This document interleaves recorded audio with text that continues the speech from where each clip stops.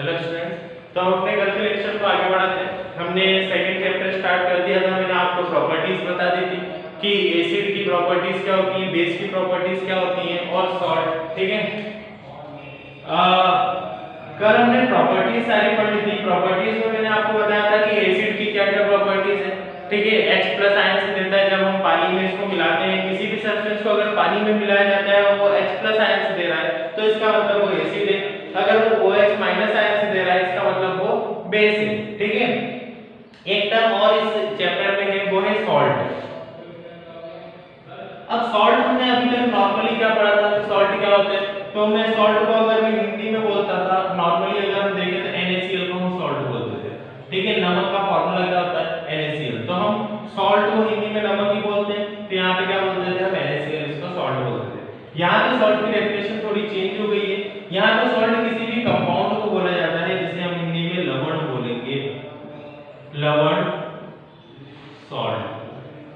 ठीक है, अब सॉल्ट यहाँ पे कोई सा भी कंपाउंड हो सकता है। वो हो सकता है ZnSO4, वो हो सकता है NaSO4, किसी भी टाइप का एक कंपाउंड हो सकता है, केमिकल कंपाउंड, जिसको हम यहाँ पे क्या बोलेंगे सॉल्ट बोलेंगे। इसके आगे काम भी आने वाला है, तो इसको थोड़ा याद रखना कि सॉल्ट का मतलब यहाँ पे NaCl नहीं है, कोई भी एक कंपाउंड हो सकता है। ठीक है, अब एसिड और बेस की डेफिनेशंस और उसके डिफरेंसेस पढ़ने के बाद हम आगे बढ़ते हैं प्रॉपर्टीज पे।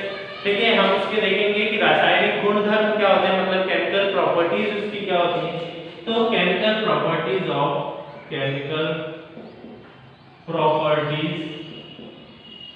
Of acid and base. ठीक है, हिंदी में अगर हम बोले तो अम्ल व क्षारक के रासायनिक गुणधर्म,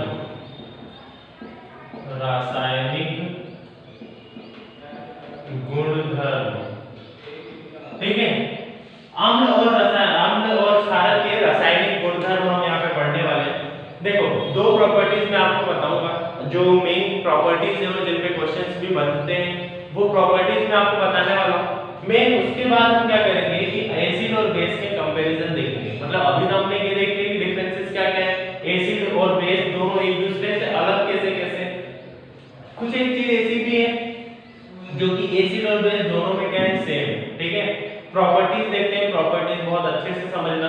ठीक है, इससे बहुत सारे टाइप्स ऑफ रिएक्शन भी आपके क्लियर हो जाएंगे। एक एक करके बहुत सिंपल लैंग्वेज में मैं प्रॉपर्टीज समझाता हूं, जितना सिंपल हो सकता है। ये हेडिंग डाल लेना। पहली प्रॉपर्टी है when acid and base react with metal. Hindi में लिख लेना, जब अम्ल और क्षार धातु से अभिक्रिया करते हैं। ठीक है, अब अभिक्रिया जब धातु से करते हैं, अम्ल और क्षार, या मैं बोल सकता हूं एसिड और बेस जब मेटल से रिएक्शन करते हैं तो क्या होता है। तो यहाँ पे देखो, जब भी एसिड मेटल से रिएक्शन करता है तो वो एक सॉल्ट बनाता है प्लस उसके साथ में H2 गैस। ठीक है, क्या बन रहा है यहाँ पे, सॉल्ट बन रहा है और एक क्या बन गया, हाइड्रोजन गैस। अगर मैं इसको हिंदी में लिखूं तो जब अम्ल धातु के साथ अभिक्रिया करता है तो वो लवण बनाता है और उसके साथ हाइड्रोजन गैस। तो यहाँ पे मैं अभी H2 ही लिख रहा हूँ क्योंकि H2 तो यहाँ पे कंफर्म मिलेगा ही से। ये रिएक्शन समझ में आई, ये सिंपल एक सिंटेक्स है। जो हमें दिया गया है वो हम यहाँ पे पुट कर देंगे तो बहुत आसानी से आपको समझ में आ जाएगा। अब कैसे होगा, 2 मिनट लाइट आ रही है। हाँ, तो अब इसको थोड़ा समझते हैं कि कैसे होगा। एसिड की अगर मैं बात करता हूँ तो एसिड की जगह, एसिड के एग्जांपल मैंने आपको बताया था H2SO4 हो गया, HCl हो गया, ये हमारे एसिड के एग्जांपल है। तो मैं यहाँ पे कोई सा भी मेटल लेता हूँ, तो मैं यहाँ पे ले लेता हूँ एसिड की जगह पे H2HCl। ठीक है, अब आगे मैं बताऊंगा 2 मैंने क्यों लिया। मेटल की जगह पे लेना है तो मेटल में ले लेता हूँ Zn और सॉल्ट और H2। ठीक है, तो सॉल्ट और H2 क्या बनेंगे ये तो मुझे देखना पड़ेगा। देखो, पहली चीज हमें जो याद रखनी है यहाँ पे वो क्या है कि हाइड्रोजन गैस कंपलसरी मिलेगी ही सही, मतलब H2 तो हमें मिलना ही चाहिए। अगर मैं यहाँ पे सिर्फ HCl लेता तो यहाँ पे हाइड्रोजन 2 होते ही नहीं। अगर 2 होते ही नहीं तो मैं वहां पे हाइड्रोजन 2 कैसे ले जा सकता, पता है ना, संतुलित रासायनिक अभिक्रिया हम पढ़ चुके हैं। ठीक है, तो दोनों जगह पे क्या होनी चाहिए, नंबर सेम होने चाहिए। H2 अगर यहाँ पे आना है जो कि कंफर्म है, ठीक है। आप H2 को यहाँ पे लाना ही है आपको, ठीक है, हाइड्रोजन गैस बनेगी ही सही, तो यहाँ पे भी आपको H2 लाना पड़ेगा, तो मैंने इसलिए इसको क्या लिखा 2HCl लिखा। अब इसका मतलब हाइड्रोजन 2 हो गए, क्लोरीन 2 हो गए और Zn जैसा का वैसा। Zn एक मेटल है जो कि आपको पता ही है, जिंक मैंने मेटल की जगह पे लिया है, एसिड की जगह पे लिया है HCl, जिंक मेटल की जगह पे लिया है जिंक। अब सॉल्ट क्या बनेगा और H2, तो सबसे पहले तो मैं H2 गैस अलग ही कर देता हूं, तो यहाँ पे मैं लिख देता हूं H2। क्यों? क्योंकि H2 तो बनेगी ही सही, सॉल्ट मुझे नहीं पता कि क्या होगा, लवण बहुत सारे हो सकते हैं, तो क्या होगा मुझे अभी नहीं पता, लेकिन H2 हाइड्रोजन तो मुझे पता है कि यहाँ पे हाइड्रोजन आएगा ही सही, तो हाइड्रोजन मैंने लिख दिया। अब सिंपली क्या करो कि जो भी बचा है यहाँ पे वो एज इट इज लिख दो, तो क्या बचा है मेटल, क्या बचा है तो जिंक, मैंने यहाँ पे लिख दिया जिंक मेटल बचा हुआ हो गया जिंक। सेकंड इधर क्या बचा है H2 चला गया, बचा गया Cl2, मतलब क्लोरीन 2 बचे हैं ना यहाँ पे, तो मैं इसको क्या लिख दूंगा Cl2। ये हो गई हमारी रिएक्शन। जब भी एसिड जिंक के साथ रिएक्शन करेगा तो एक सॉल्ट बनाएगा, साथ में हाइड्रोजन गैस बनाएगा। आई होप ये बहुत अच्छे से समझ में आ गई होगी। इसके लिए होमवर्क एक लिख लेना, एसिड की जगह पे आप कोई सा दूसरा लेना, आप H2SO4 लेना, मेटल की जगह पे आप Na ले लेना, ठीक है, सोडियम जिसे हम बोलते हैं, तो मेटल की जगह पे आप Na ले लेना और आगे रिएक्शन करना। क्या आता है मुझे बताना, अगर नहीं आएगा तो मुझसे वापस से पूछ लेना कि ये रिएक्शन समझ में नहीं आएगी, क्योंकि ये प्रॉपर्टीज बहुत इंपॉर्टेंट है। एक बार मैं वापस से रिपीट जरूर कर देता हूं। हमारा जो सिंटेक्स है, मेन सिंटेक्स क्या है कि जब भी एसिड और बेस आपस में रिएक्शन कर, सॉरी एसिड और बेस मेटल के साथ रिएक्शन करते हैं, तो जब भी ये रिएक्शन करेंगे तो एक सॉल्ट बनेगा और हाइड्रोजन गैस बनेगी। इसका मतलब क्या है कि जब एसिड मेटल के साथ रिएक्शन करेगा तो वो एक लवण बनाएगा और हाइड्रोजन गैस बनाएगा।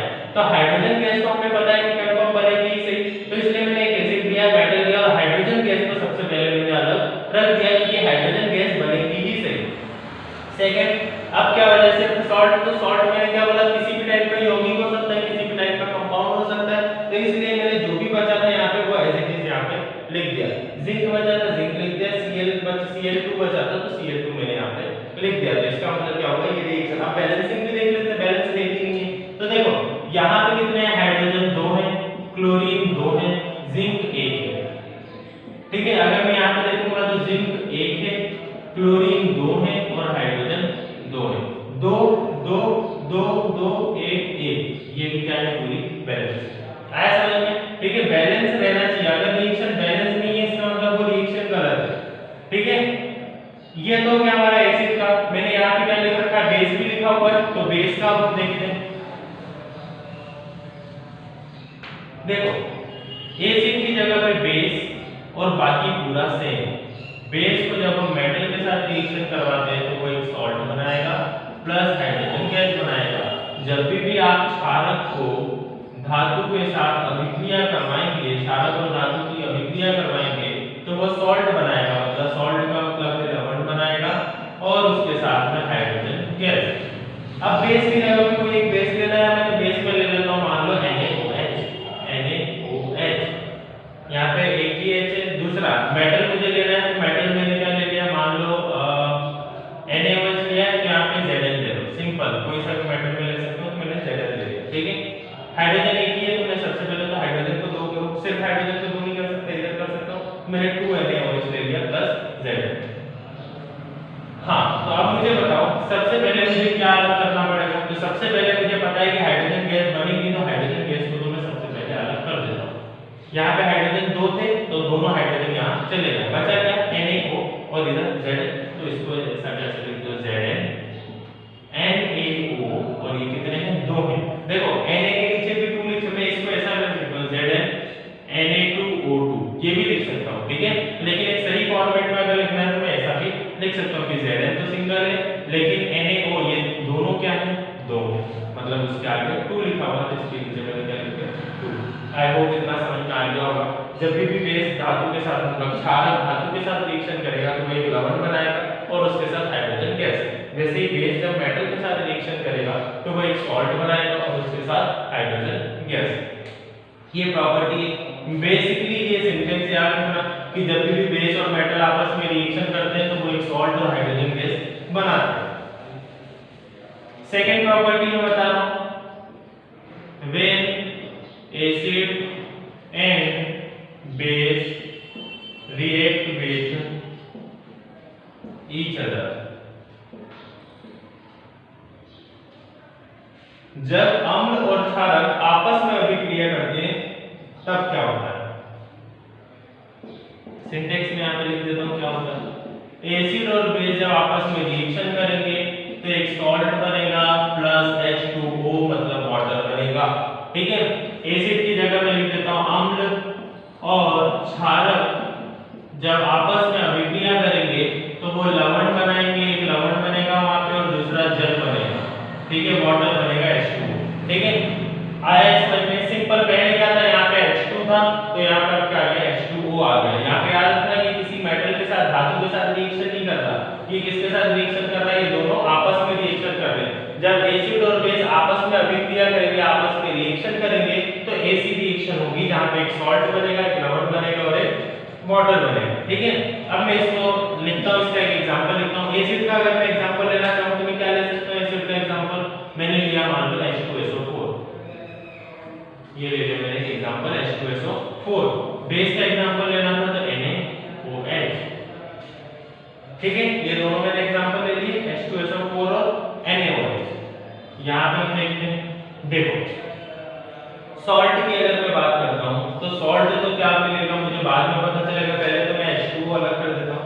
तो H2 में यहां पे है, यहां पे वो 4 है, यहां पे एक सिंगल है तो H2 और O यहां से मैंने बाहर कर दिया, H2 और O बाहर बचा। ये यहां पे SO4 बचा पहली वाली टर्म में और यहां पे O चला गया तो क्या बचा NaH।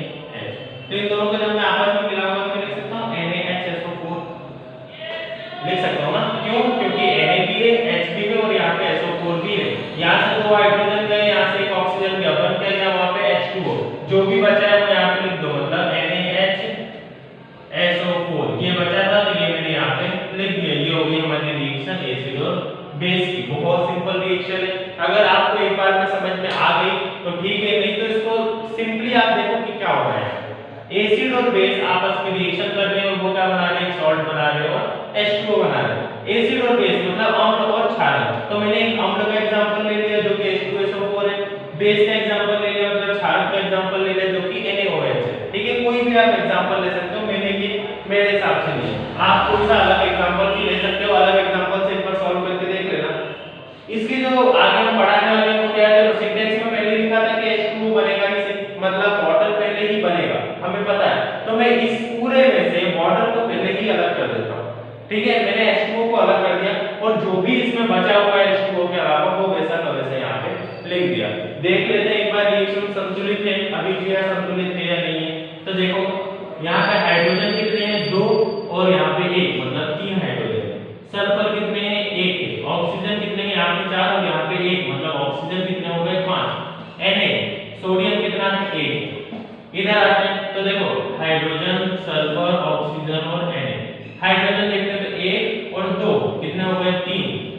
सल्फर 1 है तो यहाँ पे 1। ऑक्सीजन 4 और 1 5 तो ऑक्सीजन 5। Na कितना है, 1 है तो यहाँ पे Na 1। देखो सारी चीजें क्या है, बैलेंस है, मतलब ये एक बैलेंस्ड केमिकल रिएक्शन है, इसलिए जो मैंने रिएक्शन बनाई है यहाँ पे वो सही है। ठीक है, ये प्रूफ हो गया। ये यहाँ पे दो प्रॉपर्टीज हमने पढ़ ली है। इसके बाद इसी प्रॉपर्टी को थोड़ा याद रखना, इसी प्रॉपर्टी से रिलेटेड एक क्वेश्चन में बताने वाला हूँ कल। ठीक है, आगे का लेक्चर कल पढ़ते हैं। ठीक है, यही रिएक्शन को हम आगे बढ़ाएंगे और उसके बाद देखेंगे कि दोनों में एसिड और बेस में, अम्ल और क्षारक में कंपैरिजन करेंगे और देखेंगे दोनों में समानताएं क्या